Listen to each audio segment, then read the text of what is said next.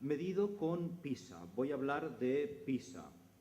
PISA va a estar en los próximos días pues, en los medios de comunicación, porque el día 7 de diciembre aparecen de nuevo resultados de PISA y vamos a ver qué es lo que puede decirnos PISA sobre el fracaso escolar, sobre las causas del fracaso escolar y cómo podemos entenderlo mejor con esta información que nos proporciona la evaluación de competencias de PISA a los 15-16 años.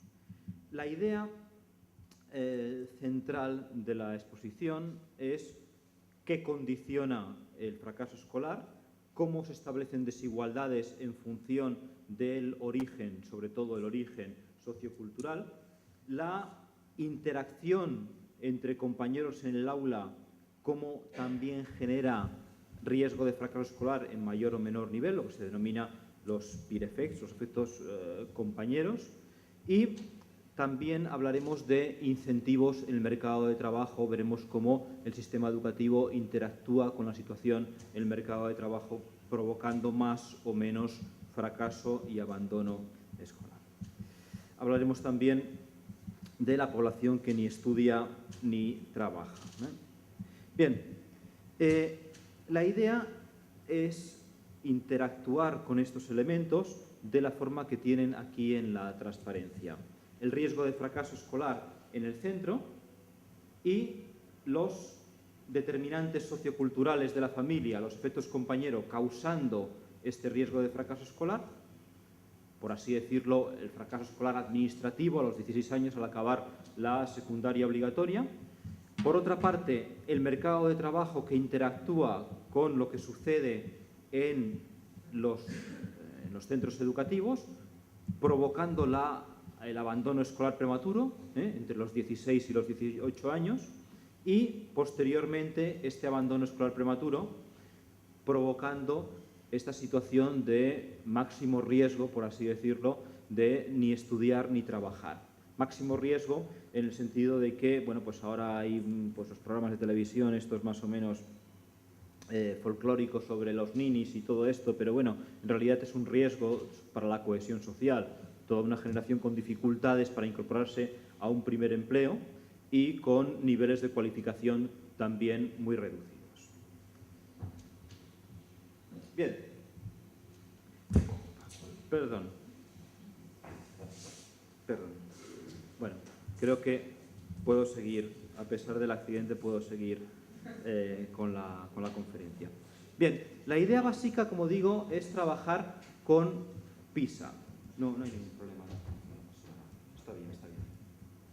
Esto es una de las pesadillas que uno tiene cuando se plantea una conferencia, entonces se me caerá el vaso. Bueno, pues ya ha sucedido. Además, se está filmando, con lo que es la peor situación posible. Pero, bueno, nos recuperaremos, no creo que sea definitivo. Bien, la idea, como digo, es trabajar con PISA. Y, por tanto, vamos a hablar de competencias básicas. Esto es importante porque nosotros medimos el fracaso escolar como un suceso administrativo, la falta de graduación al finalizar la ESO. En cambio, PISA nos habla de falta de competencias o no llegar a un determinado nivel de competencias básicas, bien sea en matemáticas, en ciencias o en lectura, las competencias que evalúa PISA. Por tanto, estamos hablando de cosas que son similares, pero que no son exactamente iguales.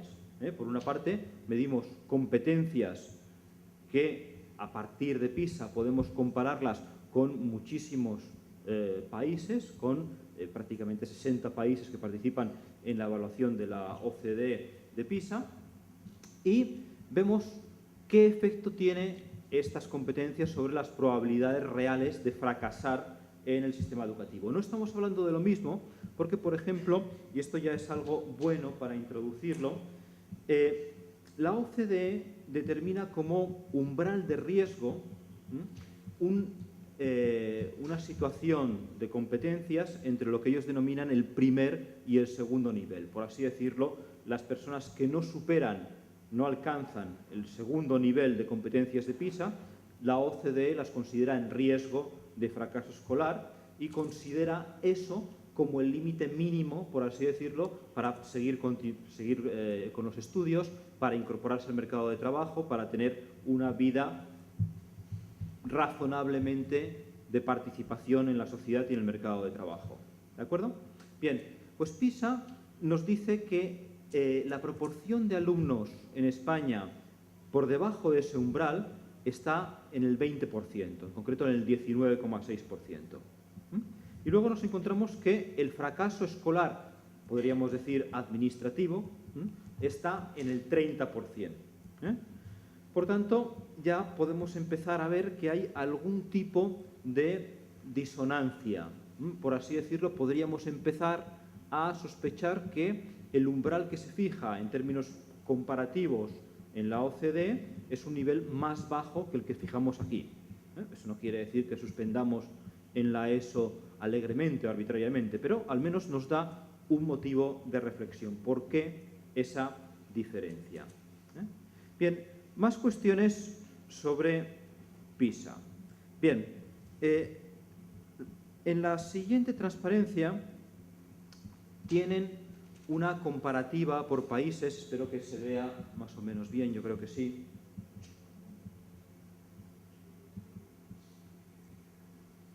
Tienen una comparativa por países y vemos este 19,6% de alumnos que están por debajo de este umbral.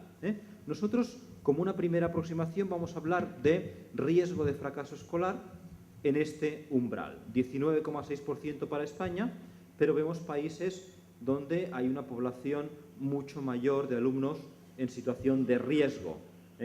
Grecia, Portugal, Italia, países meridionales de Europa, claramente, pues por encima del 20%. Incluso Francia, 21,2%.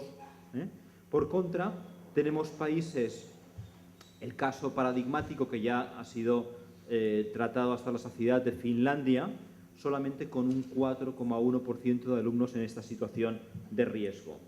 Entre paréntesis vemos también las puntuaciones medias. Las puntuaciones medias de PISA, estamos hablando de la prueba de ciencias. Prueba de ciencias porque vamos a trabajar con datos de PISA de 2006. Probablemente saben que PISA se supone una evaluación cada 3 años, 2000, 2003, 2006, 2009. Y la última que pues ha aparecido ha sido el año 2006, donde se centraba el grueso de las pruebas, 75% de las pruebas eran sobre ciencias, se mantenía una serie de ítems de anclaje para lectura y matemáticas. Y como digo, este 7 de diciembre, pues dentro de un par de semanas, se publican ya los resultados del año 2009. Bien, por tanto tenemos en esta tabla una medida de media agregada, que es lo que está entre paréntesis, y una pequeña aproximación a la dispersión.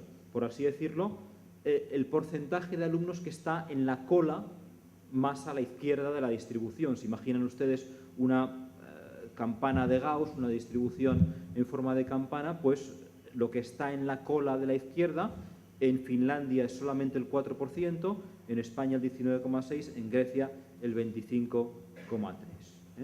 Amplias diferencias, como ya sabemos. Bien, vamos a hacer dos tipos de aproximaciones al fracaso escolar o al riesgo de fracaso escolar con PISA. A ver qué es lo que nos puede decir PISA. PISA no nos lo va a decir exactamente todo porque, para empezar, por así decirlo, tenemos una primera diferencia importante, que es el mismo concepto de competencias básicas.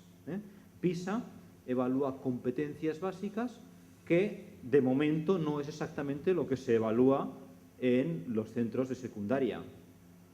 Nosotros, centros de secundaria, pues parece que tenemos que introducir esta idea de competencias, pero todavía no se puede decir que esté completamente incorporada. En realidad podemos incluso hacer una reflexión mayor acerca de esto. Podemos decir, bueno, la idea de competencias es conocimiento para hacer cosas y para aprender más. un conocimiento instrumental. Es un tipo de conocimiento